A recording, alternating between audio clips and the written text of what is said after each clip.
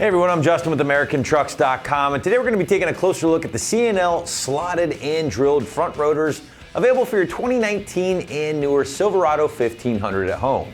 Now you guys should be checking out the C&L options here if you're looking for an affordable front rotor upgrade for that 4th gen at home to help reduce brake fade and look good behind your favorite set of wheels at the same time. So again, this is going to be, I would think, a great low buck option for newer Silverado owners out there looking for a subtle upgrade or a stock replacement and don't want to fork out the thousands of dollars for an aftermarket big brake kit from those recognizable names like Brembo, Bear, or Wilwood. Now, the C&L rotors that we have on the table today, certainly still going to be a solid option to kind of piece your own kit together, maybe using a pad of your choice, throwing on the rotors, and that's going to deliver a budget-friendly setup that will not only perform better than your stock equipment, but also look better as well. Now, a big reason for that improvement will be the slotted and drilled design. Now, that's done with purpose in mind, of course, and the purpose being to keep braking surfaces clean, reduce brake surface temperatures, and ultimately brake fade, which, let's be honest, guys, is gonna be the #1 killer of your braking performance. But let's dive a little bit deeper with the construction of the C&L rotors here, and these guys are going to start off life as what is called a G3000 grade cast iron blank, and then from there they do receive that slotted and drilled treatment. That's going to be using precision machine rounded slots and beveled holes, and then finally, guys, the entire rotor has been finished off in a durable silver zinc plating, and that's just basically going to prevent any corrosion on your non-friction surfaces. Now, it is also worth pointing out here, gang, that the C&L rotors have been looked over, they have been mill balanced first, and that's just going to ensure that the owner of any Silverado out there after the install isn't going to run into any awkward noise, vibration, shaking, or shimmying under braking. Now, your price point for the set of 2 rotors here for the fronts will live right around that $200 range, give or take. Certainly going to be a little bit more affordable when compared to similar options on the site for your 4th gen from companies like PowerStop, S&P Performance, or even EBC. But at the same time, they're only going to be a little bit more expensive, I would think, than most of your kind of generic auto store or factory replacement blanks. But now we do want to shift gears and talk a little bit more about the install and show you what it takes to get these guys installed. Site's going to call this one a middle of the road 2 out of 3 wrenches on the difficulty meter, maybe 3 hours or so at max to complete from start to finish. And I would say that's probably even factoring in time for maybe upgrading or installing new pads. But to give you a better idea, again, just how simple this particular job will be and just how to get it done, let's check out our detailed walkthrough and tool breakdown. The tools you'll need for this project are a 1/2-inch breaker bar, a clean cloth, some brake cleaner, a pair of needle nose pliers, a small flathead screwdriver, a piston compression tool, a 1/2-inch and a 3/8 ratchet, a T30 Torx bit, an 18mm socket, and a caliper hanging tool. Hi everyone, today we're installing a set of front rotors on our Silverado. But first, let's watch a short video on how to uninstall the stock brakes. So the first thing I like to do when doing any kind of brake or rotor replacement is remove the master cylinder cap to release the pressure for some of the steps that we're going to be doing later on. Now we can remove the 2 caliper mounting bracket bolts from behind the caliper using our 18mm socket and a breaker bar.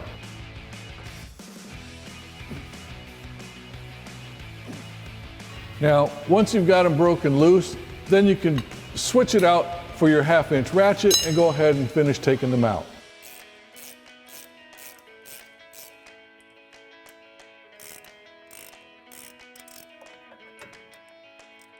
Now we can go ahead and lift our caliper off the rotor, making sure, of course, that we support it on some sort of a hanging device to take the stress off of the hose so that they don't break.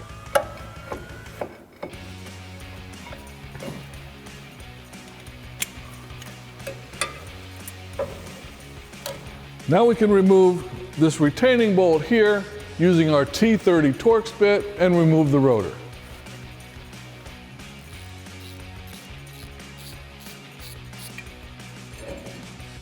Now we can go ahead and remove our pads from the caliper. To start, We'll need a small flathead screwdriver to remove the spring clips that hold the pins in place. To do this, you just pry on the clip to release the tension and just slip it out. Now you can remove the retaining pins simply by pushing on the back side. Then you can use a pair of needle nose pliers to go ahead and pull those out.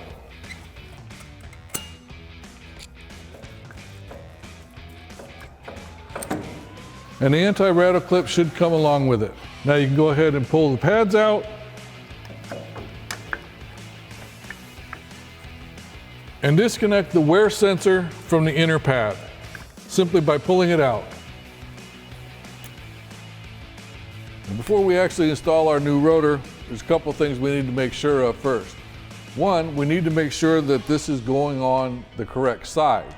As you can see, we've got slots and drilled holes in the rotor itself, so they are side specific. And the one way you can tell that it's on the correct side is to look at the direction of the slots. And in some cases, like in ours, the holes as well. If it starts from the inside and it goes to the outside, as you're facing the vehicle, as long as this slot is going towards the rear of the vehicle, you know you've got the right side. Another way to tell, sometimes that they will have labels on the rotor themselves that tells you which side it is. But also on the outside edge of the rotor here, it's got the part number stamped in there along with some specs as far as the minimum thickness of the rotor. At the end of the part number here on the front, on the top here, it'll have either an L or an R. L is for the driver's side, R is for the passenger side.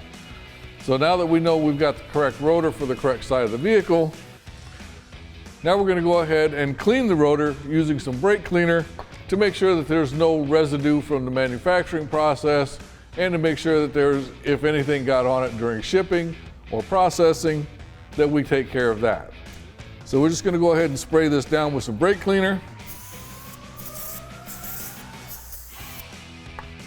And then wipe it down with a clean cloth. Make sure we get both sides.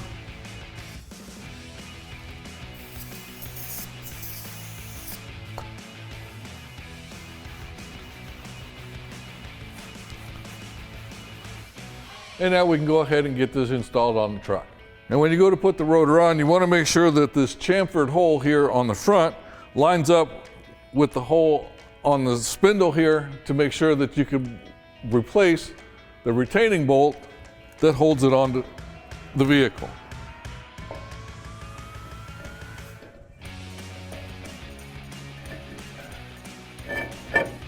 Now, once you've got it correctly positioned, we'll go ahead and reinstall our retaining bolt.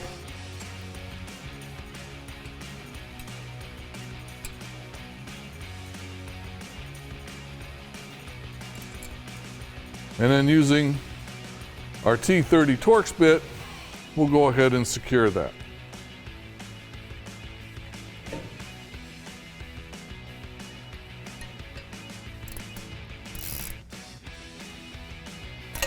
Now there's a very good possibility that your new rotor is going to be thicker than what your old rotor was that you took off. If that's the case, normally we would also recommend replacing the pads as well, but ours are pretty new, so we're just going to go ahead and reuse them. But the difference is, because we've got a wider rotor here, we need to compress the pistons inside the caliper to make room for the pads so that they'll slide back over. And to do that, we're going to be using this spreader tool that you can rent at most parts stores. To do that, what we're going to do is we're going to insert this between the pistons in the caliper, and then we're going to ratchet it so that it expands and compresses the pistons back into the caliper so that when we put the pads back in, they'll slide over the rotor. Here's how we do that. So you're going to adjust these two outer plates on the tool itself. They just spin in and out. Now we've already adjusted ours to make it fit. And then you're going to slide it so that it fits pretty snugly across all 4 of the pistons. Then we'll go ahead and use the ratcheting feature and expand it out. And while it's expanding out, it's compressing the pistons inside the caliper.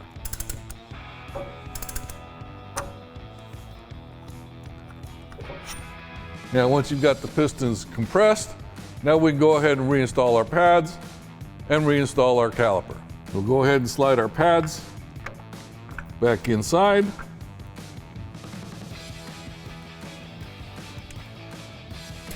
Don't forget to connect your wear sensor to the inside pad.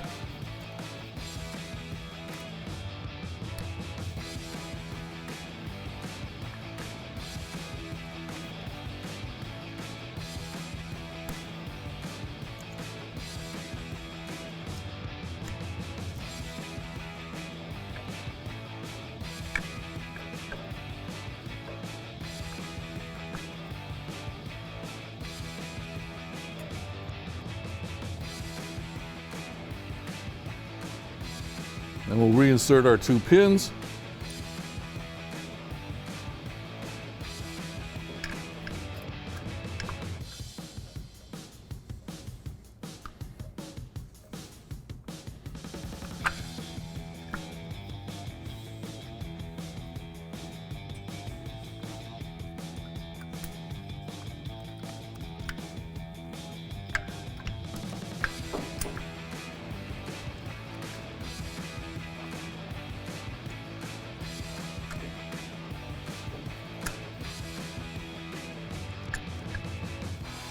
And we go ahead and reinstall our rattle clip.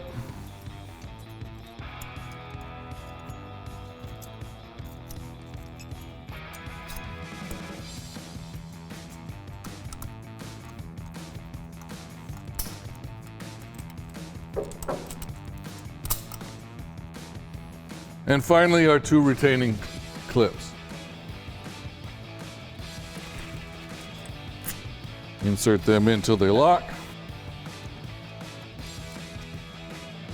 And now with our retaining clips in, everything's back together. We can go ahead and reinstall our caliper over our rotor.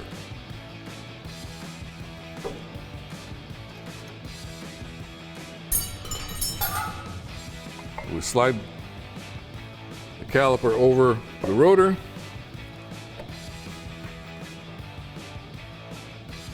And then we can secure it using the original hardware. Again, using the original hardware, we'll go ahead and secure the caliper to the steering knuckle.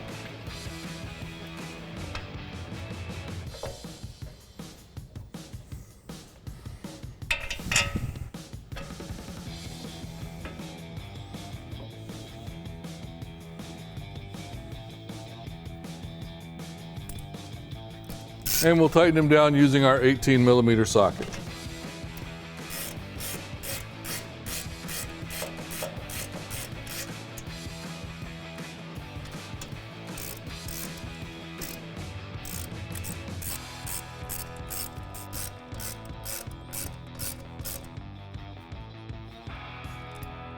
Now with one side all put back together, go ahead and torque everything down to factory recommended specifications and repeat the whole process on the other side.